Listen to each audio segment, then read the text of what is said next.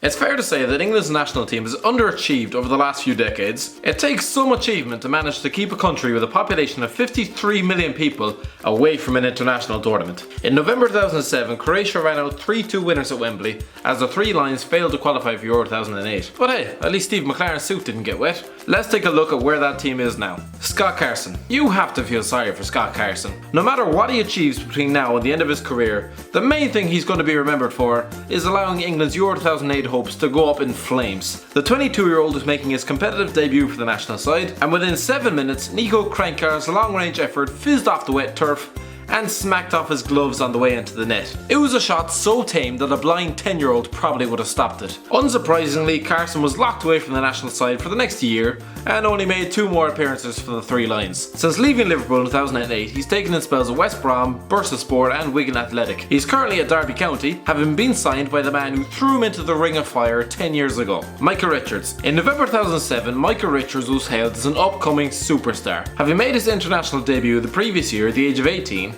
the Manchester City graduate looked to have a long career ahead of him. The Abu Dhabi takeover didn't even seem to disrupt his focus, fighting it out alongside Pablo Zabaleta for the right back slot under Roberto Mancini. However, injury soon restricted him to 19 league appearances across 3 seasons, including a failed loan spell in Italy with Fiorentina. He's currently wasting away in the Aston Villa reserves at the age of 29, with a 36-year-old John Terry pushing him even further back in the pecking order. Sol Campbell made 73 appearances for the Three Lions. However, this would be his last game, and what a way to bring down the curtain on an 11-year international career, with the defining moment being the Euro 2004 goal that never was, which launched the media witch hunt that sent the referee into hiding. The Portsmouth defender won the FA Cup in 2008 before leaving Fratton Park in 2009, when he seemingly left his brain on the kitchen table to sign for Notts County in League 2. It took 1 game on a muddy pitch and in a cramped dressing room for him to tear up his contract and return to the top flight with Arsenal, before ending his career with Newcastle during the 10-11 season. He's currently working as assistant boss to Dennis Lawrence of the Trinidad and Tobago national team.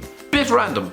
Joleon Lescott. Aston Villa fans might not be thrilled to have signed Richards. Some of them are still in therapy from having been inflicted with weekly viewings of Joleon Lescott's unique brand of defending. 10 years ago, the 24-year-old was a capable centre-half, and he even scored 10 goals for Everton during the 07-08 season. Man City parted with £20 million for him in August 2009, and Lescott went on to play 160 times and win 2 league titles before signing for West Brom in 2014. However, a move to boyhood club Aston Villa the following year quickly turned sour as he strolled around the pitch for 9 months, barely breaking into a sweat as the club sank without a trace. The 34-year-old has since had non-eventful spells at AEK Athens and Sunderland, where the fans have probably already forgotten he was even there. Any takers? No, didn't think so. Wayne Bridge. Why Wayne Bridge started this game is anybody's guess, considering Ashley Cole was kicking his heels on the bench, but apparently Steve McClaren knows better than Jose Mourinho. Bridge played 36 times for his country, won the Premier League and FA Cup, and was named in the Premier League PFA Team of the Year. But the man is always going to be remembered as that guy who didn't shake John Terry's hand at one time. With Ashley Cole's arrival having forced Bridge out of Stamford, he signed for Man City in a £12 million deal in January 2009, which showed everybody just how loose and easy the club were being with their newfound wealth. In February 2010, the tabloids ran the story that England captain Terry had been having an affair with Bridge's former girlfriend, leading to the left back to hang up his international boots ahead of a World Cup, refused to shake his former Chelsea buddy's hand in the perfectly timed trip to Stamford Bridge,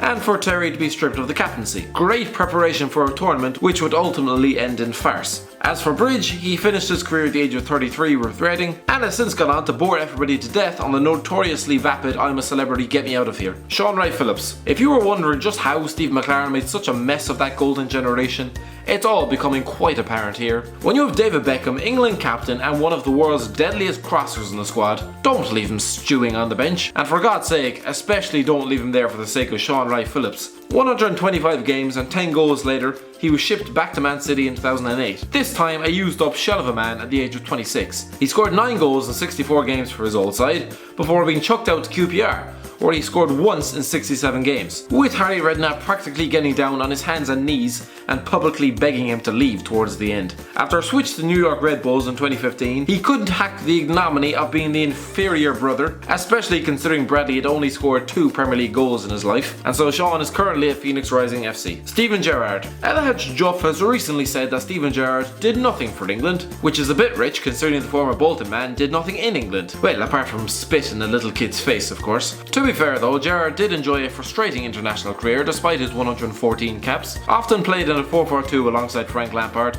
Neither were given the freedom to get forward. However, McClaren had the foresight to play Gareth Barry as the anchor against Croatia. On this occasion, it backfired massively. Gerrard went on to play 2 more World Cups and a European Championships, with the national side's performance getting steadily worse at each one. He stayed at Liverpool until 2015 and was a misstep away from lifting the Premier League and sparing us all those incessantly unbearable Slippy G jokes. He finished his career in the MLS with LA Galaxy and currently works as an academy coach at Liverpool. Gareth Barry. Gareth Barry was hot property during the mid-2000s. After an ugly transfer spat with Aston Villa in 2008, which saw him voice a desire to play Champions League football, saw Liverpool fail in a series of bids, saw him stripped of the captaincy and banned from training with the squad, he was finally allowed to leave the club the following summer, signing for Man City in a £12 million deal, and Man City in the Europa League, I might add. He went on to play almost 200 games for the club, winning a league and FA Cup before signing for Everton in 2013. At 36 years old, he's currently breathing down Ryan Giggs' neck on the all-time appearances list, just 4 behind the Welshman's total of 632. Frank Lampard. For a player like Frank Lampard, not to play in Euro 2008 was criminal. The man will go on to win 1 more league title for Chelsea,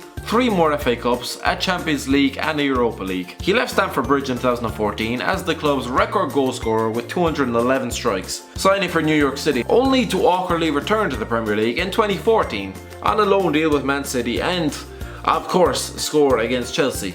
It was weird for all concerned. Joe Cole. Messi can do some amazing things, but anything he can do, Joe can do as well, if not better. That may be true, Stephen. It's not. But can Messi also waste away his career on the benches of Aston Villa and Coventry? Cole left Chelsea in 2010, signing for Liverpool on a free transfer. Red supporters subsequently lost their minds. Being sent off in his debut was a clue that things weren't going to go to plan, and injuries blighted his stay. He played just 26 times for the Reds, scoring 3 goals before returning to West Ham in 2012. He failed to recapture his earlier Upton Park form, was spat out to Aston Villa in 2014, did nothing there, took in a loan spell at Coventry City, before signing for Tampa Bay Rowdies at the age of 34. Peter Crouch. It was an interesting tactic, leaving the world's greatest crosser on the bench while sticking a 6'7" beanpole up front. It's like a mechanic fixing a car but leaving his toolbox at home. Within 20 minutes of Beckham's arrival at halftime, the two had combined to equalise against the Croats and looked to have saved McClaren's job. But of course, Carson was a goal, so that did not last long. Crouch left Liverpool in 2008,